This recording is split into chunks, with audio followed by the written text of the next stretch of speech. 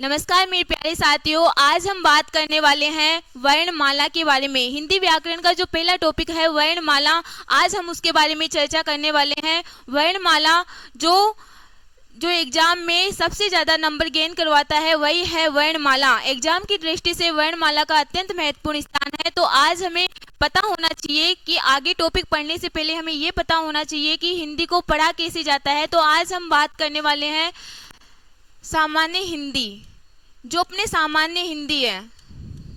सामान्य हिंदी, अब जो सामान्य हिंदी है तो सामान्य हिंदी के दो भाग हैं, मतलब इसे दो भागों में बांटा गया है। और जो दो भाग है वो कौन कौन से हैं?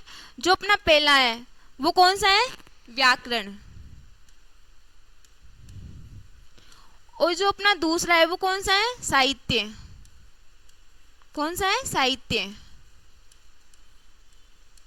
अगर हम बात करें सामान्य हिंदी में व्याकरण के बारे में, तो व्याकरण कहते किसे हैं? मतलब वह शास्त्र जो हमें शुद्ध रूप से बोलना, लिखना और पढ़ना सिखाता है, उसे क्या कहा जाता है? व्याकरण कहा जाता है। जिस व्याकरण में हम जो पहला टॉपिक है वर्णमाला, उसके बारे में हम चर्चा भी करेंगे। तो सबसे पहले, और जो अपना साहित्य है, साहित्य क्या होता है? साहित्य वो होता है जिसमें हित की बात की जाती है। अब हित क्या होता है? हित का मतलब ये नहीं होता कि अपने हित की, क्योंकि अपने हित के बारे में तो सभी सोचते हैं।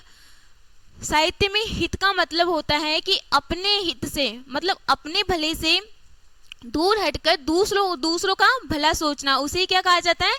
साहित्य कहा जाता है। अब हम व्याकरण का जो पहला टॉपिक है उसके बारे में बात कर लेते हैं, वर्णमाला के बारे में। वर्णमाला। अब वर्णमाला कहते किसे हैं? वर्णमाला किसे कहते हैं?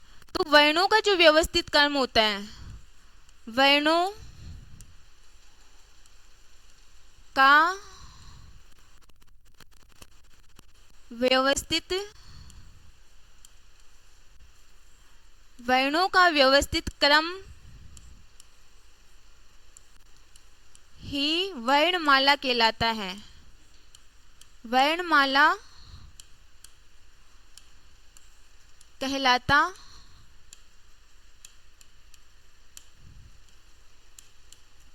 है। मतलब वर्णों का जो व्यवस्थित क्रम होता है उसे क्या कहा जाता है? वर्णमाला।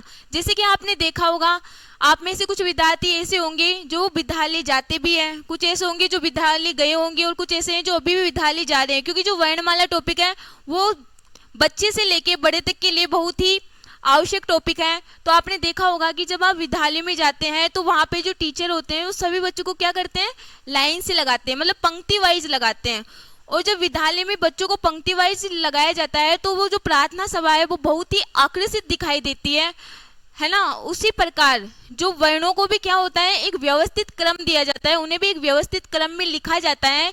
इसलिए जो वर्णों का जो व्यवस्थित क्रम होता है उसे ही क्या कहा जाता है? वर्णमाला। अब हमने बात तो कर ली कि वर्णमाला किसे कहते हैं, लेकिन अब वर्ण क्या होते हैं? अब वर्ण क्या होते हैं? तो हम वर्ण के बारे में जान लेते हैं। वर्ण मतलब जिसके टुकड़े नहीं किए जा सकते, जिसके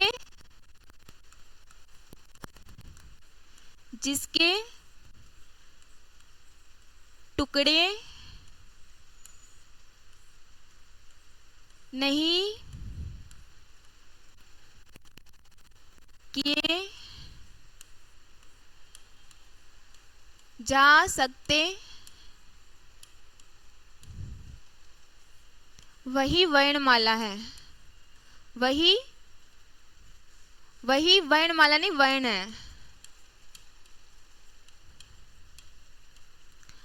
मतलब जिसके टुकड़े नहीं किए जा सकते, जिसे तोड़ा नहीं जा सकता, उसे क्या कहा जाता है? वर्णमाला। जैसे कि उदाहरण के रूप में हम जान सकते हैं, जैसे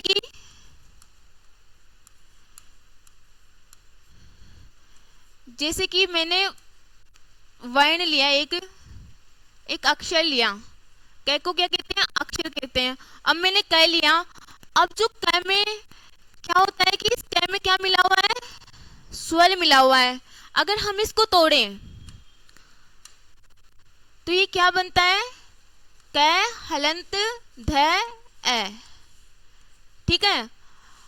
अब जो पहले क था, जो व्यंजन था, वो तो क्या था, अक्षर था, लेकिन जब हमने इसके टुकड़े कर दिए तो अब ये जो दोनों है, अब ये जो दोनों है ये क्या हो गए, ये वर्ण हो गए। मतलब अब इनको क्या नहीं किया जा सकता, अब इनको तोड़ा नहीं जा सकता। क्या नहीं किया जा सकता, अब इनको तोड़ा नहीं जा सकता। अब इसके बाद हम बात करें वर्णों की संख्या के बारे में। हम बात करें वर्णों की संख्या के बारे में।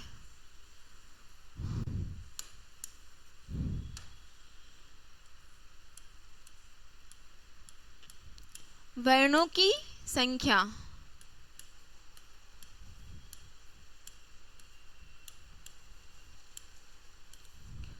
अब जो अपने वर्णों की संख्या होती है वो कितनी होती है,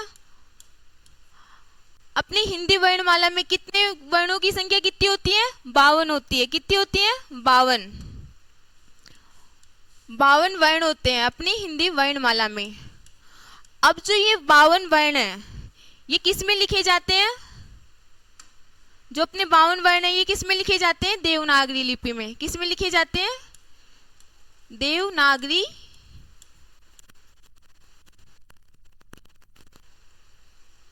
लिपि। और देवनागरी लिपि में लिखे जाने के कारण ही, देवनागरी लिपि में लिखे जाने के कारण ही इन 52 वर्णों को 14 सितंबर 1949 ईस्वी में जो दिवस बनाया जाता है वो कौन सा दिवस बनाया जाता है, हिंदी दिवस। और जो अपना विश्व हिंदी दिवस बनाया जाता है वो कब बनाया जाता है, 10 जनवरी को। कब बनाया जाता है, 10 जनवरी को। अब अगर हम वर्णों का कर्म जाने तो हम कर्म के बारे में भी बात कर लेते हैं।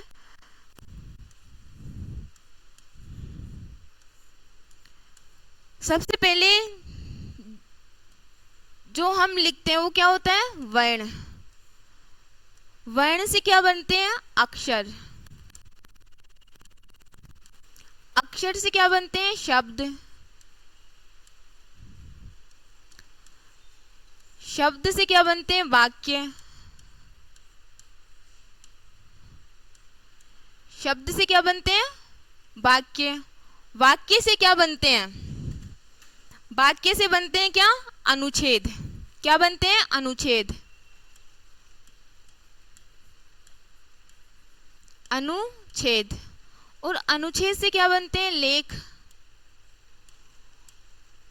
और लेख से क्या बनते हैं, निबंध। निबंध। ठीक है। अब जो वर्ण है, अब जो वर्ण है तो वर्ण क्या होते हैं, मतलब जिसे तोड़ा नहीं जा सकता, जिसका कोई अर्थ नहीं निकलता, उसे क्या कहा जाता है, वर्ण कहा जाता है। जैसे कि अगर इसमें हम ले लें जो आधा क होता है व्यंजन में, मतलब जिन भी व्यंजन में जिन अक्षरों के हलंत लगता है, मतलब जिसमें से स्वर निकाल दिया जाता है, जिसके टुकड़े नहीं किए जाते, वो क्या होते हैं, वर्ण होते हैं। और जो अपने जितने भी स्वर होते हैं वो भी क्या होते हैं, वर्ण होते हैं।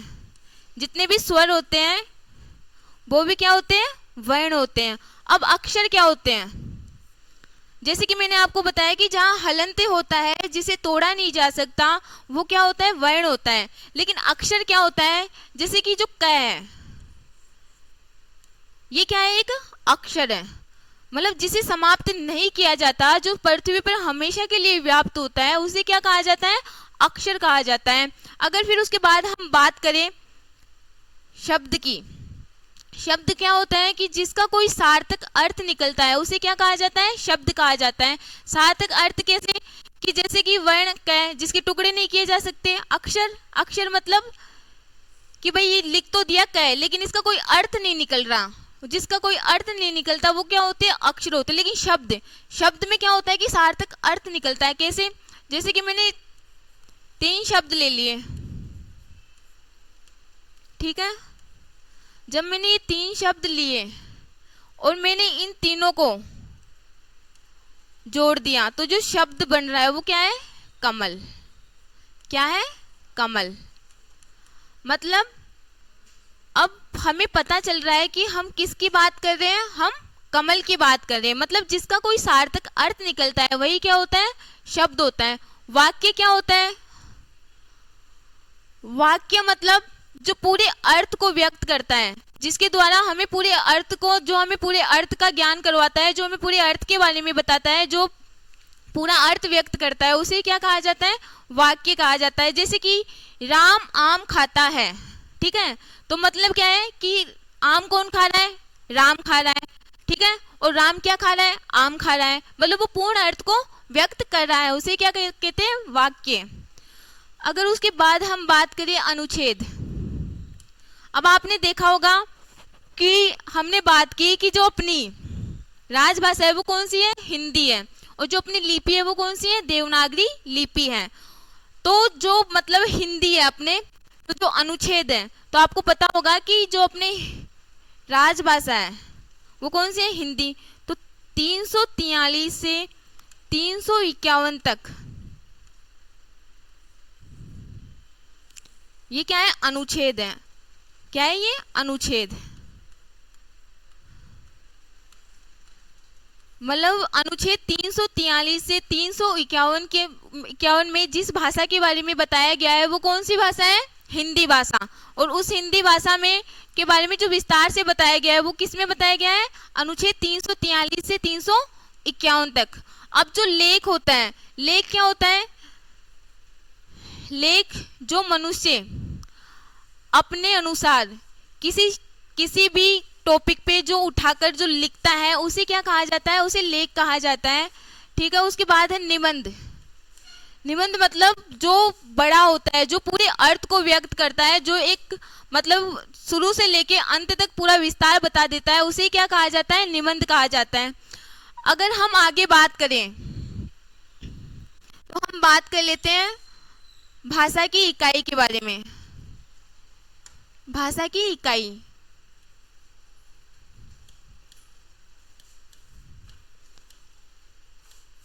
भाषा की इकाई।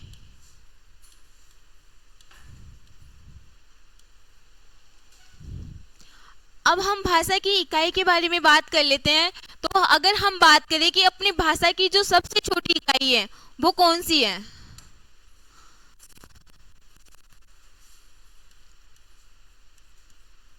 भाषा की सबसे छोटी इकाई,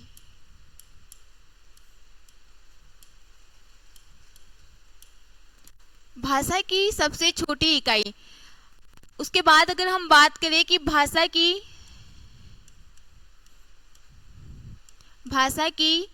सबसे छोटी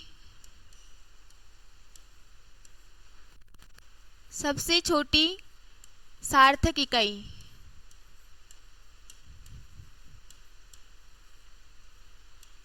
सार्थक इकाई।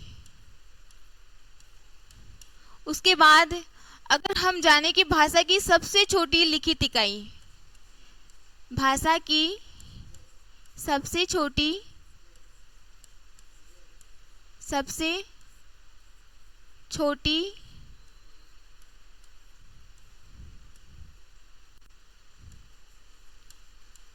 मौखिक इकाई,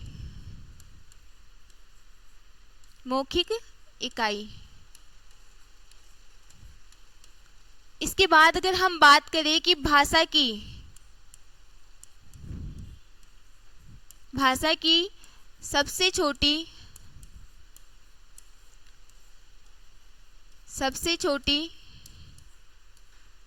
लिखित इकाई,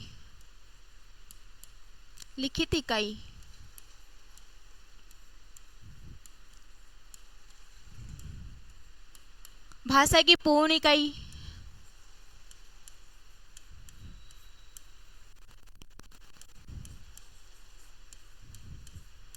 भाषा की पूर्ण इकाई।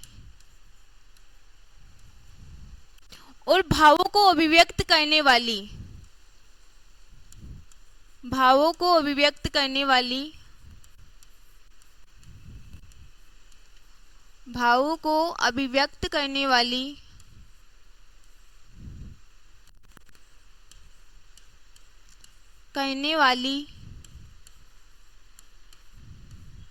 भाषा की सबसे बड़ी इकाई। भाषा की सबसे बड़ी इकाई। सबसे बड़ी इकाई।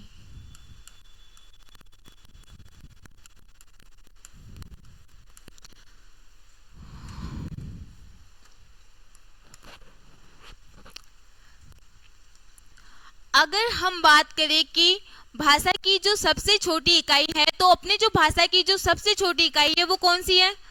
अपनी भाषा की जो सबसे छोटी इकाई है वो है ध्वनि या वर्ण। अगर एग्जाम में पूछा जाए कि भाषा की सबसे छोटी इकाई कौन सी होती है, तो अपने भाषा की जो सबसे छोटी इकाई है वो होती है वर्ण और ध्वनि। ठीक है। और अगर हम जाने कि भाषा की सबसे छोटी सार्थक इकाई क्या होती है, सार्थक का मतलब क्या होता है? जो अर्थ को साथ लेकर चलता है, और जो अर्थ को साथ लेकर चलता है वह भाषा की सबसे छोटी इकाई जो है वो कौन सी है? शब्द। क्या है? शब्द।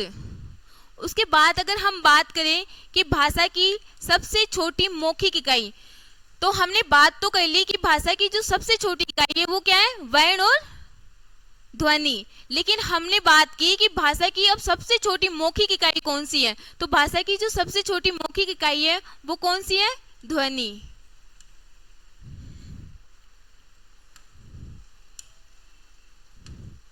कौन सी है? ध्वनि।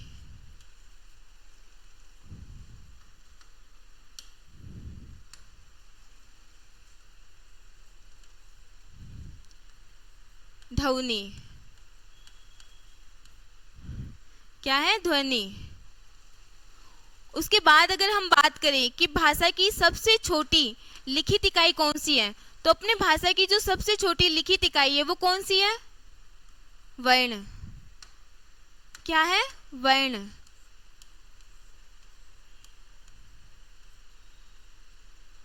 और जो अपनी भाषा की जो पूर्ण इकाई है, अपनी भाषा की जो पूर्ण इकाई है वो कौन सी है? वाक्य। क्या है? वाक्य।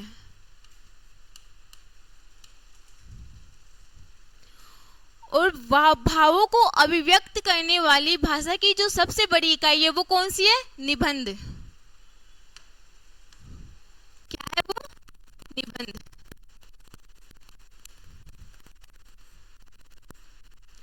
अब हमने भाषा की इकाइयों के बारे में बात तो कर ली, लेकिन क्या है ना, जो स्टूडेंट होता है वो एग्जाम में सबसे ज्यादा कंफ्यूज इसी में होता है। वो कैसे होता है कि अगर एग्जाम में पूछा जाता है कि भाषा की सबसे छोटी इकाई कौन सी है, तब तो क्या है, अगर वहां पे ध्वनि और वर्ण आए तो आपको क्या, इनमें से अगर ध्वनि या वर्ण कोई सा भी आए, अगर भाषा की सबसे छोटी इकाई पूछी जाए तो आपको ध्वनि या वर्ण में से कुछ भी आए तो एक टिक कर देना है।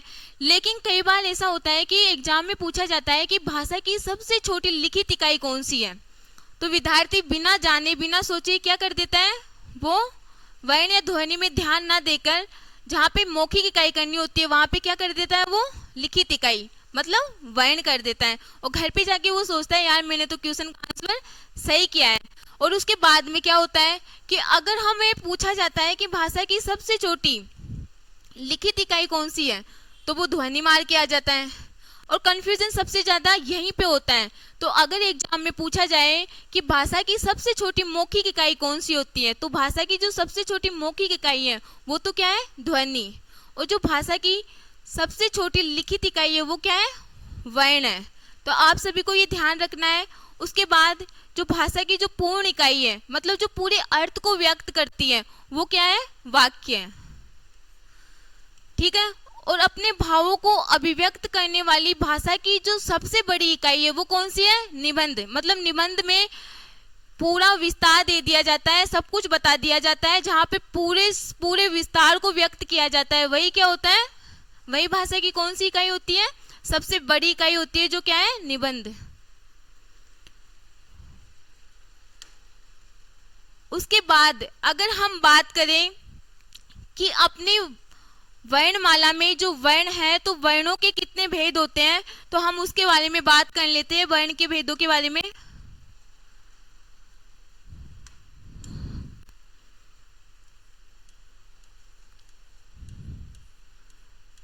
वर्ण के भेद।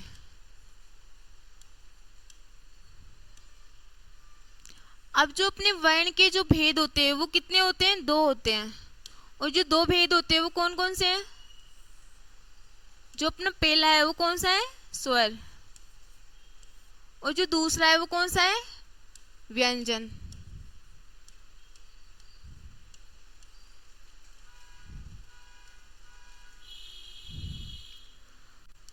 अब स्वर किसे कहते हैं, मतलब जिन्हें जो स्वतंत्र होता है, जिसे बोलने के लिए किसी की आवश्यकता नहीं होती, जो अपने पैरों पे स्वयं खड़े होते हैं, उसे क्या कहा जाता है, स्वर कहा जाता है। जिसे बोलने के लिए वर्णों की आवश्यकता नहीं होती, उसे क्या कहा जाता है, स्वर कहा जाता है। लेकिन जो अपने व्यंजन है,